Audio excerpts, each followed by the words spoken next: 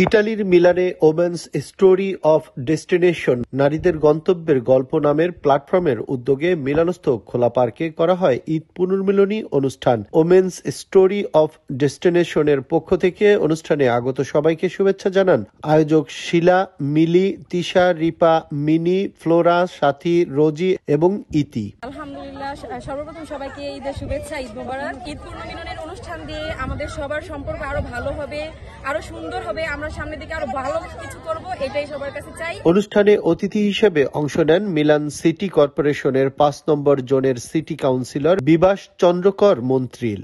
প্রোগ্রামটা করেছেন, সেখানে আসতে পেরে আমি ধন্য মনে করছি। সবাইকে আবারও ঈদের শুভেচ্ছা, ঈদ মোবারক। এছাড়াও অতিথি ছিলেন মিলান বাংলা প্রেস ক্লাব ইটালির সভাপতি রিয়াজুল ইসলাম কাউসার, সাধারণ সম্পাদক আব্দুল বাছিদ দোলই সহ বিভিন্ন সামাজিক সাংস্কৃতিক সংগঠনের নেতৃবৃন্দ।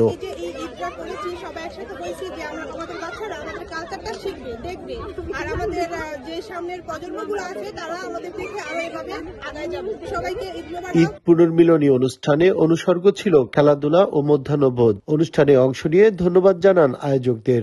যারা আয়োজক তাদেরকে অসংখ্য ধন্যবাদ।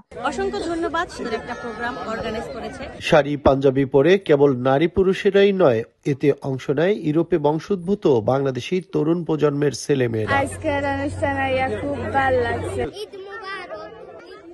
শেষে ঈদের কেক কেটে স্মৃতিময় করে রাখে দিনটিকে। প্রবাসে ঈদ পুনর্মিলনী পৌঁছে দিবে ঈদের আনন্দ প্রবাসীদের মাঝে, ঠিক যেন বাংলাদেশের মতোই। ঈদ বয়ে আনবে সুখ, সমৃদ্ধি এবং শান্তির বার্তা, এমনটি প্রত্যাশা নিয়ে আয়োজন করলো ইটালির মিলানস্থ নারীদের উদ্যোগে ঈদ পুনর্মিলনী অনুষ্ঠান।